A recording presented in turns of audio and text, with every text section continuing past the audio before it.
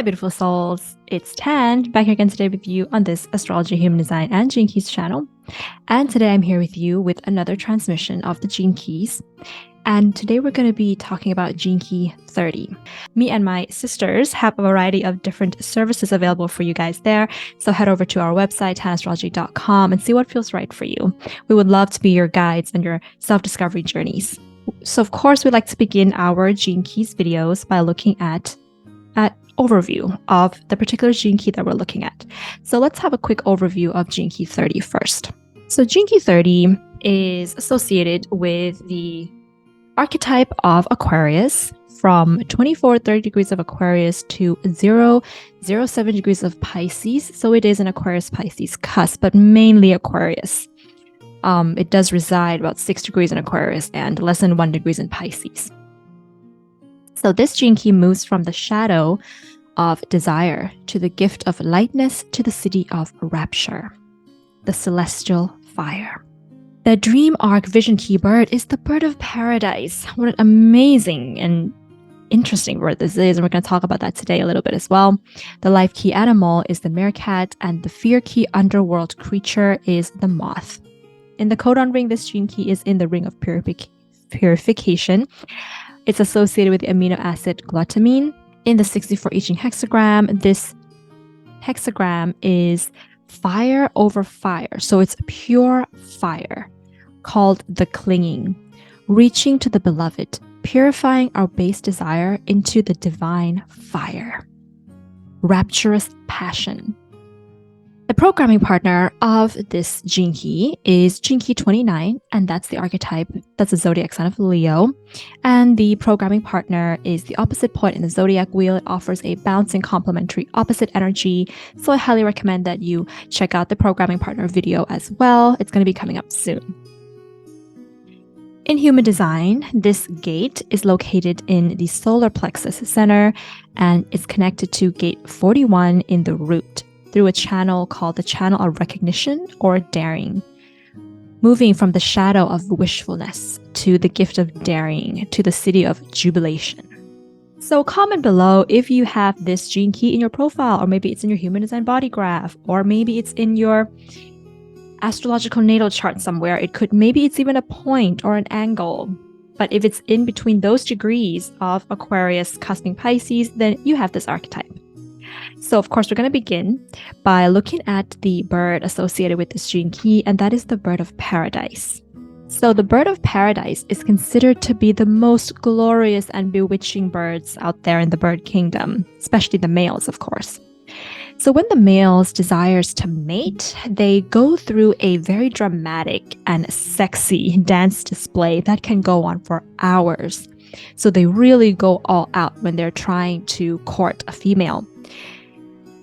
So this is a representation of an energy that doesn't hold anything back. The bird of paradise has one of the most complex courtship dance in the animal kingdom.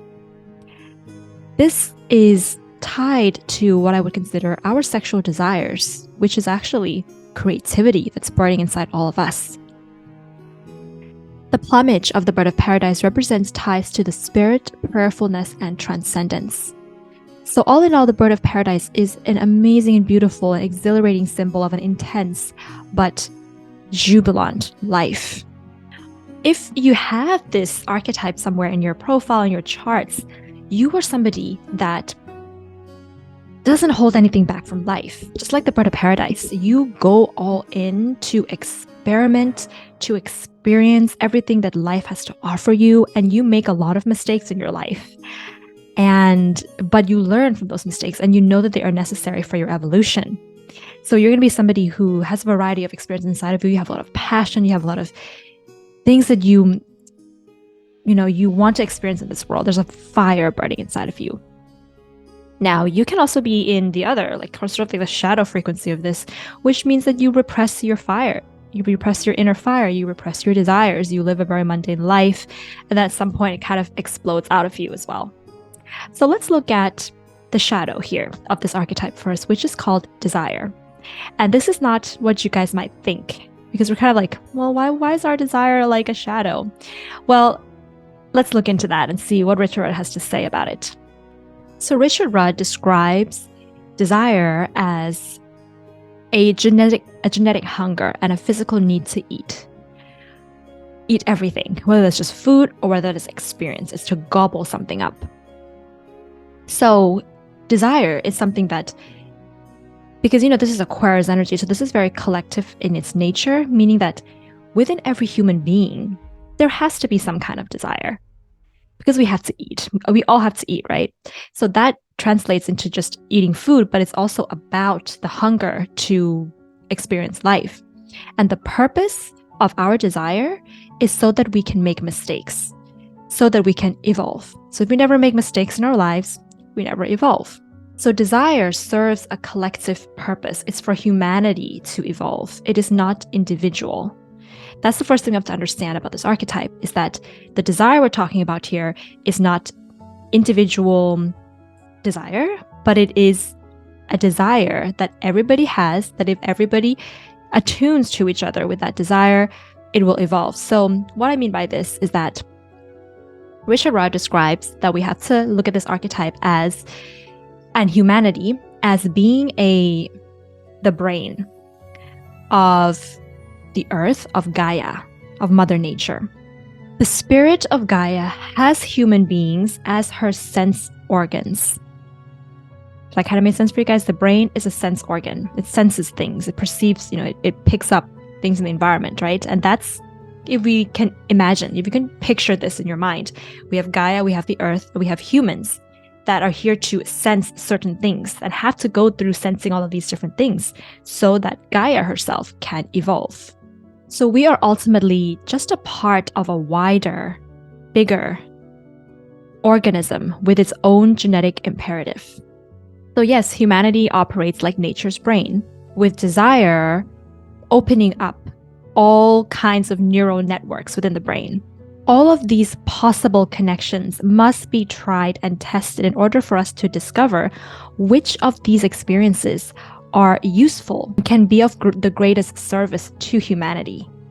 Because if we don't try out everything, then we don't really know, then we're narrowing the service that we can offer to humanity. So we are somewhat of a guinea pig for evolution itself. So in a lot of religious thoughts and philosophies, so I'm having some troubles with the microphone, especially in Eastern, like Buddhist philosophies, desire is seen to be the source of suffering, but that's not really the case. The source of our suffering is when we react or repress our desires. That is when we suffer. Desire itself, whether that be like a sexual desire, a spiritual desire, a material desire for money, desire by its nature is pure. And it isn't really for anything, except for the purpose of our evolution, except for us to test and see what works and what doesn't work. What the shadow here of the 30th gene key when it comes to desire, it means is that it represses these desires and it makes you go back to your mind and tries to use the mind to escape from these desires in whichever way that might be. And also sometimes complaining about it, venting about the desires that you have instead of following them. So the reason why this hexagram, the 30th hexagram, is called clinging fire, is because of the fact that no matter, and you guys probably know this, no matter how hard you try to repress a desire, it doesn't go away anywhere. It still clings to you. It wants to be experienced. It persists inside your body. As human beings, we must accept and embrace these desires. It's a part of our mortality. The more that you think of desires as being something unspiritual, the more that it persists and gets stronger inside of you, the more powerful that it becomes. And the irony about, well, we can say religion in this case, not to disrespect anybody out there who is religious, but religion does teach you to get rid of all of your desires, except one desire, which is the desire to be one with God, the desire to devote yourself to God. Isn't that ironic? The desire to be one with God and the desire to kill an enemy, the desire to kill somebody else, it's really stemming from the same desire, the same nature of desire. both of them will lead you to a metaphorical hell, as Richard Rudd calls it. So desire, the shadow of desire, programs our world into a state of pessimism. What ends up happening is that we begin to be terrified of this desire. The word desire itself brings a bit of terror inside all of us, because we've seen people in the world who go out after their desires and they become destructive. And we've also seen people who repress their desires and they still explode, and then something bad happens and it still becomes destructive. So when you have the repressive version of desire, this is what is called over seriousness, and you're going to have both the repressive and the reactive. They're going to switch back and forth. So over seriousness in the repressive shadow means that because you repress your desires so much, your life force also becomes repressed. So this causes a stiffening of your entire body. You begin to take life very seriously, and your inner fire then fizzles out. And this can, of course, be seen in certain repressive or oppressive religion and societies that always kind of impose moral laws over the natural desires of a human being. Deep inside, when you are repressing your desire, there is this deep fear of being overwhelmed by your emotions. That is ultimately what is happening there. Because this gate is located in the solar plexus, the center of your emotions, remember? And then, of course, we can have the reactive shadow here as well, which means that this is when you are just indulging in your desires without caring for how it's going to impact the people around you. And you become a little bit, we can say, ostracized by society. You abhor all forms of religions or authority or control, and you cannot subscribe to any framework of structure or authorities of any kind at all. You become very angry about the world, and then you lash out and take that out on your desires. And what this can end up doing is it can end up causing you to burn out. So here, what's actually happening is that, like I said, we have to experience our desires, but not from a motivation or from an intention of anger, because that will end up burning you out. The intention for experiencing your desire has to be pure. It has to be, I have a desire and I just want to experience it. Not because I'm angry about something else and I'm reacting to something else, so I'm going to take that out on my desire. So desire here in the reactive shadow is being used as a tool to react against religion, society, rules, or morality, rather than just from the pureness of the desire. So what can we do about this? Let's move to the gift frequency here, which is called lightness. So when you surrender to being a human being, meaning that you surrender to the purity of your desires, to feel everything that you need to feel with your solar plexus, with your emotions, you allow the inner fire within you to radiate and glow into whatever it is that you want to do with regards to your desires, you will begin to feel a shift in your physical genetic mutation in your DNA. And this shift will make you feel lighter. It's a lightness of being that comes down upon you. And the first definition of this lightness of being is like, it's not about light, like the light when you turn on the light, but it's about not being heavy, not feeling heavy. We are actually here, we're talking about you having the courage to dive deeper into the suffering of life in order to get to lightness. So Richard Rudd does use the word to suicide here, but this doesn't mean what you might think it means. So I don't want anybody to get the wrong message here.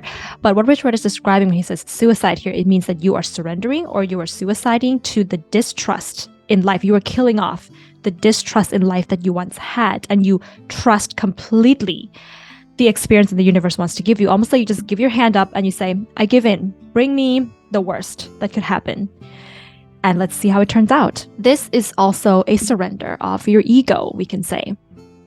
So this is not about becoming helpless, in a sense that you are a victim. But this is about seeing that you are beyond needing help. That you don't actually need help here, that this is a process of empowerment. And then the magic happens. What happens is that you begin to see that life and your life is a script, it's a movie, it's a storyline, and you play a role there. And would you watch a movie that just has like nothing happening? Okay, I know there's some of those movies where it's like you just have a conversation with somebody, but that's over the course of like a few days, right? But if you have you're watching a story or a movie of someone's, biography, for example, What would be more interesting? A biography of somebody who does something that is like, okay, I could also do that in my own life. There's something there. Or somebody who's really, gone to the depths of it. We all like to watch that because that is human. That makes you human. To have gone through the suffering, to have gone through some kind of hardships in your life. Not to say that you have to put yourself in those situations, but if you desire something and you feel like I just want it, it's just out of purity, but something could happen, that might challenge me emotionally, you have to go for that. And when you begin to see your life as a movie, as a script, and you see your place in this movie, in the script, you will immediately feel at home. You will feel like this is what my life is supposed to be. This is how it needs to be so that I can play out this role of this majestic, amazing, dramatic movie like The Bird of Paradise. When you are in the gift of lightness, you will have this glint in your eye because you know at a very deep level that life is a game and you are no longer pretending to be living your life. And you will know if you are, pretending to be lightness, or whether you are really living in lightness or not, is whether or not you have surrendered to your emotions in the solar plexus, whether you have allowed yourself to be overwhelmed by life, by experiences, by people or not. So, with this archetype, if you are living on the fringe of your feelings, you're kind of like gathering a lot of experiences in your life. And you may seem like someone who's very experienced. You've traveled, you've done this, you've done that. But all of these things that you have done, they've never touched you emotionally. You've never really opened up or become overwhelmed by these experiences at all. They're just kind of superficial. But you're like, yeah, I've experienced a lot. I've created this, movie of my life. That's pretending. Nobody actually wants to watch that movie. We always want to watch the movie or read a story about somebody whose life has been emotional, because that's bravery and that's courage. One of the hardest things for human beings to do is actually to feel and to allow their emotions to overwhelm them. That's actually very hard. And if you can do that, you will experience lightness. So that's the difference between pretending and not pretending. Desires do not always have to be followed, but they do have to at least be felt. And sometimes they do have to be followed. So when you've reached this state of lightness, you will feel a huge amount of freedom coming over you. And this freedom is coming from the fact that you are no longer a victim to your desires, and you are able to view desire as a guest. This is what Richard Rudd says, that you can invite in to have tea with you, or not invite in if you don't want it to. True lightness can be seen as the need to let go of escaping from desire. You also, when you are in the gift of lightness, have an amazing sense of humor with this archetype. You live life in a detached way, but yet you feel everything very deeply. You still are very sensual and feel everything very deeply, but detached at the same time. And this sense of humor that you have, it's not about laughing at anything else except yourself. It's this ability to be able to laugh at yourself. So you know that you are in the gift of this frequency when you make mistakes and you can laugh from it rather than deflecting it or pretending to be detached from it and so on and so forth. This is a very compassionate kind of humor. And ultimately, you come to an understanding of the cycles of desire. And you realize that at the end of it all, the only thing you desire left, the only desire that you have left now is the desire to end your suffering.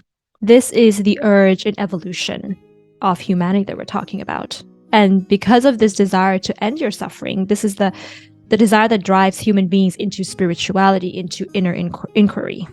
And we also have here the definition of lightness as the pure light coming into the body, as well as the lower bodies, the lower physical bodies. They become purified by the strength of your longing. And then we have the siddhi of rapture. So like I said in all of my Gene Key videos, that I don't want to talk too much about the siddhi, because the siddhi is an enlightened state of being. It's when you just are and there's nothing left to do anymore. When you're constantly living in the gift frequency, you will just immediately activate the siddhi. The siddhi of rapture manifests itself as a great ecstatic divine state of being. And this is coming from, we can see this in ancient devotional cultures. So what happens when you reach the siddhi of rapture is that there's a mutation in your endocrine system.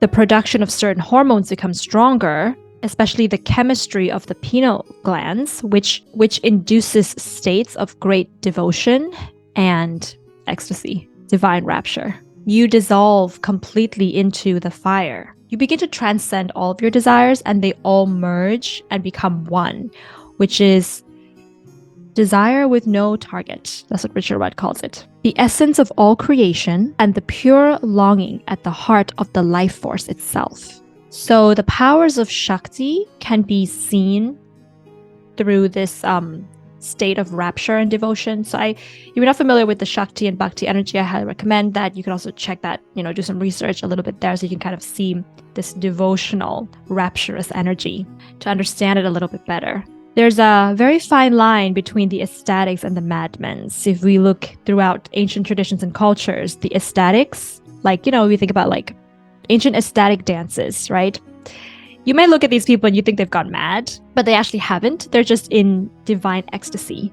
And so there's a very fine line between those two. And to be able to be standing on the fine line between ecstasy and completely going mad is the state of rapture. You're not mad, you're just very ecstatic. So bhakti is a divine longing that expresses itself as an evolutionary force. So it moves upwards as we evolve as a species through bhakti, this rapturous energy, this ability to follow our desires. And then we have, so this is the bhakti, and then we have the Shakti energy, which descends down. It's grace descending down from the divine into form, and they meet. So this is the path of evolution. I know if you guys have seen my video on Gene Key 55, where we talk also about evolution and involution. And I highly recommend you check that out, because this is how we evolve. The more that we become human, the more human experiences that we get, the more that our soul begins to rise and evolve. And then at a certain point, it meets with the divine force that wants to descend down into the material realm. So this is the meeting of the Shakti and the Bhakti. So that's going to be my transmission of Gene Key 30 today. So I hope that you guys enjoyed that. And if you have this particular archetype, do comment below. Let us know what your experiences have been. If you like this video, then give it a thumbs up. If you like my channel and my content, then give me a super thanks. Now you can, now it's possible to give a super thanks to your YouTubers. So I think it's just somewhere in the tabs below. You can kind of click and browse around, and you can give me a super thanks as well. I would really appreciate that. And yeah. Subscribe if you haven't, and if you already subscribed, then thank you very much for coming along and following on with the content on this channel. We do have a few more of gene keys to go, but we're gonna almost be done with going through the 64 gene keys. I can't believe it. It's been a very long journey. So yes, if you guys are interested in getting a reading, then head over to my website, astrology.com. Bye.